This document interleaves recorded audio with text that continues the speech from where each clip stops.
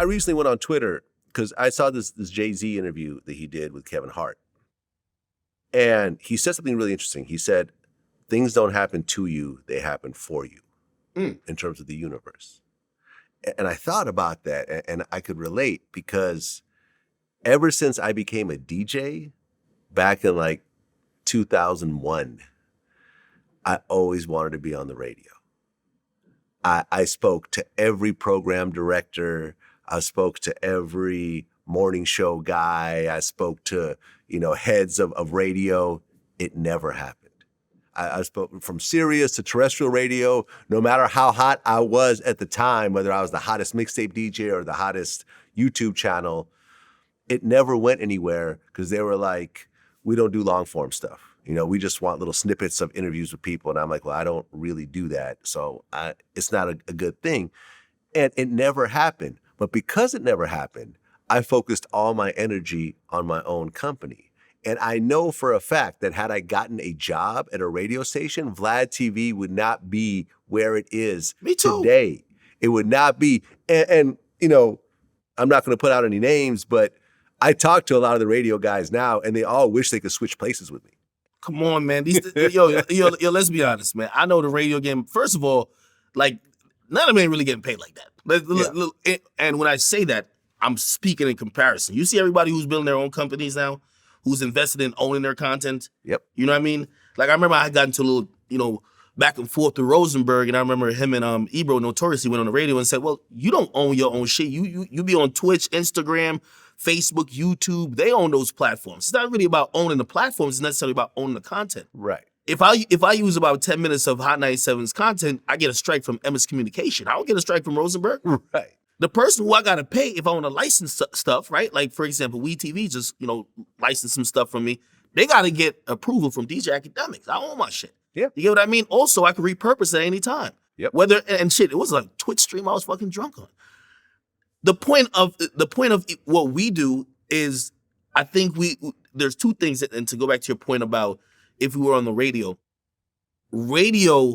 or hip hop radio isn't for long form conversation. When I got kicked off the radio in college, they used to say, you're supposed to talk for less than 3 minutes, then shut the fuck up and play the music. These days, nobody wants to hear a bunch of, commercials, songs they hear 20 times on the hour. They just rather hear an hour of you just talking. And radio, like, there's no way to escape their business model of making money to get to that. So I'm wondering, how does it work with the current needs of the consumer? The current needs of the consumer is that they'll watch a 3-hour Drink Champs interview. They'll watch a Vlad TV interview. Shit, how many members you got? Because you might put something out and it's 2 hours. They want to watch the whole thing. Mm-hmm. Imagine if you were playing 15 whack ass songs in between every 3 minutes. You get me? Then you got to throw to this. Then you're mentioning, hey, if anybody want to get some free tickets, call into the hotline. Oh yeah, man. It's so old school, because I remember I was taking an Uber over here, and the Uber driver had a radio on, and it was like, I think Hot 97. It's like, songs coming up this hour, Cardi B, and I'm like, the Power 12 at 12. You're like, what the fuck is You're telling people to stay on the radio to hear some song within the next 45 minutes when they could just pull the song up on their Spotify. Like, what the fuck? Like, what type of 1960s shit are y'all still pushing here? Yo, radio is the last format that didn't adjust to the streaming era. Yeah. If radio, and I don't know if technologically this is possible, if they were really smart, they would allow some type of interaction with the person who's listening to it. And obviously that's kind of not possible because, they just play through the airwaves.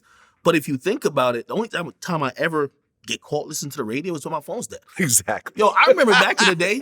When I have a loaner card, that's when I listen to the radio. I'm plugging, I'm like, yo, damn, this motherfucking iPhone won't turn on. I got to hear this shit for the next 20 minutes or 5 minutes usually. But I remember back in the day, and this just goes to how we consume content, right? I remember back in the day, Flex used to tease a song, and I'm listening for 5 hours to hear the fucking song. My nigga, I'll never do that again in life. You get what I mean? Be like, yo, we got the new song. Yo, I'm listening to... Unless it's an exclusive. And Yeah, then these no, no, days, yeah. really, the radio guys don't get the exclusives like that. And by the way, and that's not a knock at Flex. Flex is he's a one of one that could do that. The rest of y'all, we not listening to you. Be like, yo, if you want to hear Lil Durk, what happened to Virgil, it's coming up the top of the hour. You look at your clock, it's like 2:30. I'm like, what the fuck? I gotta wait 30 minutes of this shit. Right. So I'm telling you, like, yo, that it's a very antiquated industry. And anybody who works in that industry who would get mad at me, I'm not knocking y'all. If I worked in that industry, I'm never leaving. I would never leave them. I'm Funk Flex, DJ Envy, Charlamagne. I'm getting the bags. However, I wouldn't think impact. Everything I've ever done, I knew when the impact stopped. To be like, yo, you're just doing this. But the impact stopped. And impact is very different than, you know, when you're doing some shit impactful, it's making waves, it's creating headlines, it's changing how the game is being moved. Like what you did on YouTube, cutting up clips, everybody do it. It's impactful. You're changing the game. Yeah. You get what I mean? These quick news stories I started doing just because I'm like, yo, man, I used to do the long form stuff. I'm like, yo, let me just try to get these things out quickly. A lot of people adopted it. Impactful. Radio is just not there right now. I salute everybody getting their bag, but I'm going to be honest with you, man. Maybe, and you're older than me, but you don't listen to the radio. Nah. Like, you don't listen to the radio. Nope. You get what I mean? And I also want to get into, like, really, these radio ratings might be really just even fraud too. You know what I mean? Because if you really think about how dinosaur-like they detect ratings when it comes to radio. They use these PPM meters that kind of detect airwaves. I heard someone stays on the side of the freeway and has like this little device that hears cars as they're and they come up with monthly reports. Like, yeah, and it's all estimates based on that. It's not like you know the actual number of cars listening. Yeah, it's crazy. Like, bro, I go on YouTube, I could tell something got 3 million views. I could tell it's hot, it's trending. Yeah. You know what I mean? Like, you need to wait a month to get these reports. It's so old and antiquated.